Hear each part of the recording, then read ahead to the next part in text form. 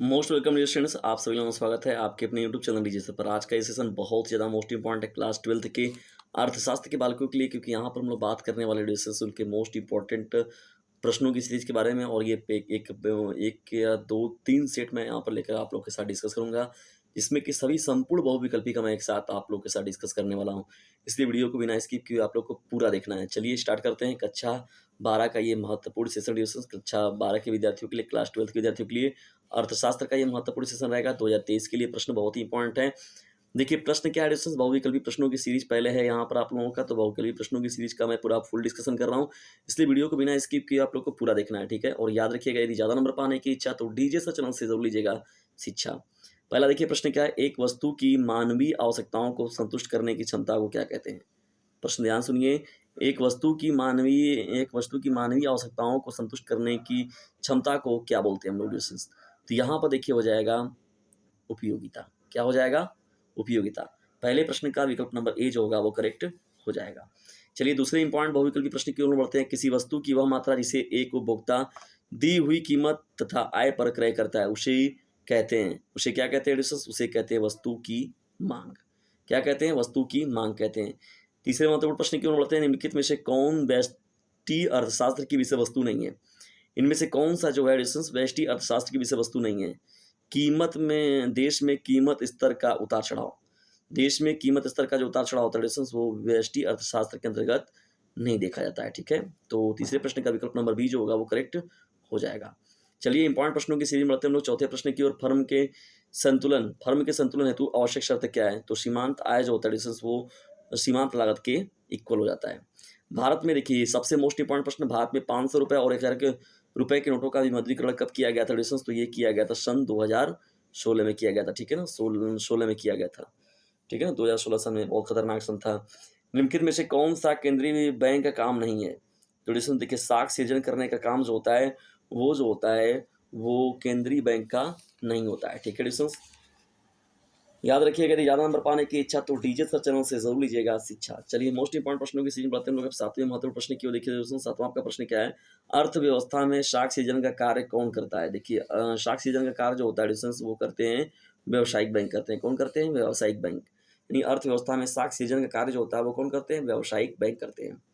केंद्रीय बैंक की नीति क्या कहलाती है? केंद्रीय बैंक की नीति जो होती है डिस्कस, उसे हम लोग मौद्रिक नीति के रूप में देखते हैं। यानी केंद्रीय बैंक की जो नीति होती है वो मौद्रिक नीति होती है। भारत में 1 रुपये या 100 रुपये के नोट का निर्गमन कौन करता है डिस्कस? तो देखिए यहाँ पर यानी विषय जो होता है मुख्य रूप से अगर देखा जाए तो 1 रुपये का जो होता है, तो 1 रुपये का कौन करता है? केंद्र सरकार करता है, ठीक है। और 100 रुपये के नोट का देखा जाए तो भारतीय रिजर्व बैंक और यानी रिजर्व बैंक ऑफ इंडिया करता है। यानी 1 रुपये का जो नोट है, भारत में 1 रुपये का जो नोट होता है उसको केंद्र सरकार करता है।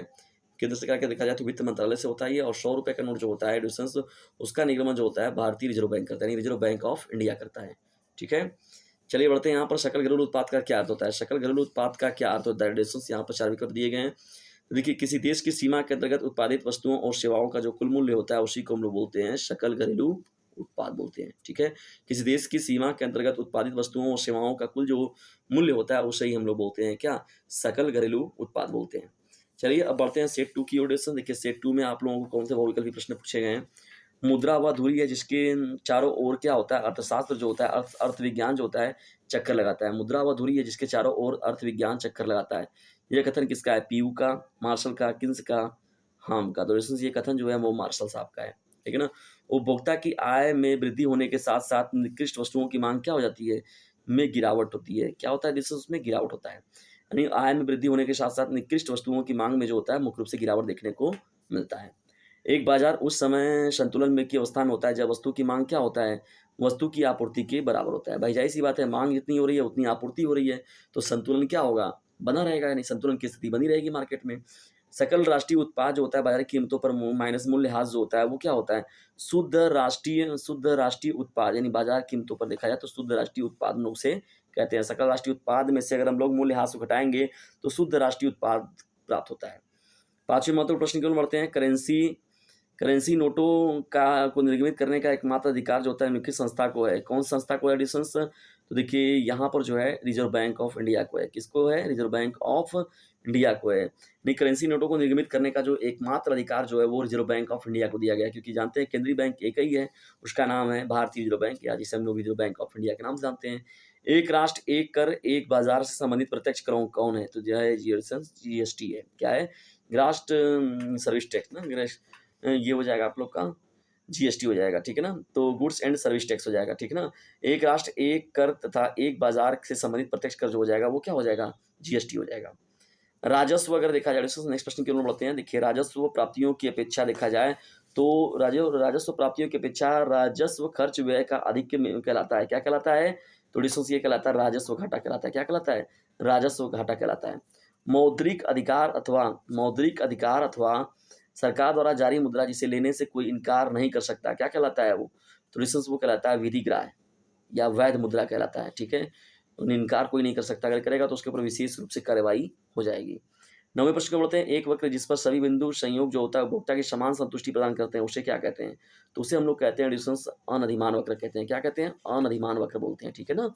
ये सभी के सभी जो प्रश्न है मोस्ट इंपॉर्टेंट प्रश्न है डिस्टेंस, और एक भी प्रश्नों को आप लोग अपने एग्जामिनेशन में जाइएगा तो छोड़िएगा नहीं, ठीक है। और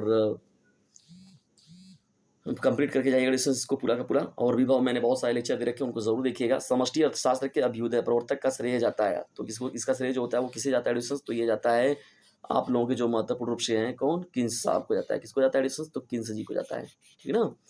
तो ये हो जाएगा आप लोगों का। चलिए बढ़ते हैं हम लोग यहाँ पर शेड 3 की ओर। अब देखिए डिस्टेंस यहाँ पर शेड 3 में देखिए महत्वपूर्ण रूप से क्या है, दुर्लभ साधनों के प्रयोग होते हैं। तो दुर्लभ साधनों के वैकल्पिक क्या होते हैं? प्रयोग होते हैं, ठीक है ना। चलिए बढ़ते हैं नेक्स्ट प्रश्न की ओर। यहाँ पर देखिए सामान्यतः क्या होता है? एक अनधिमान तटस्थता वक्र क्या होता है डिस्टेंस? मूल बिंदु के प्रति उत्तल होता है। क्या होता है? मूल बिंदु के प्रति उत्तल होता है। अनधिमान तटस्थता वक्र जो होता है वो मूल बिंदु के प्रति क्या होता है? उत्तल होता है। तीसरा महत्वपूर्ण देखिए प्रश्न क्या है, आगम प्राप्त करने के लिए एक फर्म द्वारा किया जाने वाला व्यय जो होता है उसे क्या कहते हैं हम लोग? तो इसे लागत बोलते हैं। क्या बोलते हैं? लागत बोलते हैं। चौथे महत्वपूर्ण प्रश्न क्यों बोलते हैं, अल्पकाल में निर्गत उत्पादन में इकाई वृद्धि होने पर परिवर्तनशील लागत में होने वाली वृद्धि को क्या कहते हैं? तो उसे हम लोग बोलते हैं औसत परिवर्तनशील लागत बोलते हैं। क्या बोलते हैं? औसत परिवर्तनशील लागत के रूप में बोलते हैं। पांचवा देखिए महत्वपूर्ण प्रश्न क्या है, निम्नलिखित में से पांचवे का मतलब ये 25वां प्रश्न हो जाएगा आप लोग का ना, क्योंकि 3 यहाँ पर सेट का बात हो रहा है, तीनों के बहुविकल्पी का मैंने डिस्कशन पूरा किया है आप लोगों के साथ। निम्नलिखित में से कौन सा पूर्ण प्रतियोगिता का लक्षण नहीं है? तो डिस्टेंस ये हो जाएगा कीमत विभेद जो है वो पूर्ण प्रतियोगिता का लक्षण नहीं है। किसका लक्षण नहीं है? पूर्ण प्रतियोगिता का लक्षण नहीं है, कीमत विभेद। निम्नलिखित में से किसे पूंजीगत वस्तुओं में सम्मिलित किया जा सकता है? टेलीविजन सेट, स्टील की चादर हो गई, चाय पत्ती हो गया, उपकरण हो गया। तो उपकरण जो होता है डिस्टेंस उसे ही करते हैं हम लोग। निम्नलिखित में से सही उत्तर का चयन कीजिए। NNP equal to GDP plus NFIA depreciation, तो यही आपका जो हो जाएगा पहला विकल्प जो होगा वो करेक्ट हो जाएगा। आय में देखिए हम लोग नेक्स्ट प्रश्न क्यों बढ़ रहे हैं। देखिए हम लोग का नेक्स्ट प्रश्न क्या है, 8वां। आय में इकाई वृद्धि होने पर उपभोग में होने वाली वृद्धि को क्या कहते हैं? तो डिस्टेंस से हम लोग बोलते हैं सीमांत उपभोग प्रवृत्ति बोलते हैं। आय में इकाई वृद्धि होने पर उपभोग में होने वाली वृद्धि जो होती है डिस्टेंस से हम लोग सीमांत उपभोग प्रवृत्ति कहते हैं, ठीक है। समष्टि अर्थशास्त्र को एक पृथक अध्ययन की शाखा के रूप में स्थापित किया गया था। किसके द्वारा किया गया था? तो ये किया गया था JM किन्स के द्वारा किया गया था। किसके द्वारा किया गया था डिस्टेंस? JM किन्स के द्वारा किया गया था। प्रभावी मांग की संकल्पना किसने दी थी? प्रभावी मांग की जो संकल्पना दी गई थी डिस्टेंस वो दी गई थी किन्स साहब के अनुसार दिया गया था। किसके अनुसार दिया गया था? किन्स साहब के, ठीक है ना। प्रभावी मांग की संकल्पना किसने दी थी? तो किन्स साहब ने दिया हुआ था, ठीक है डिस्टेंस। तो ये रहे मोस्ट इंपॉर्टेंट बहुविकल्पी प्रश्नों की सीरीज।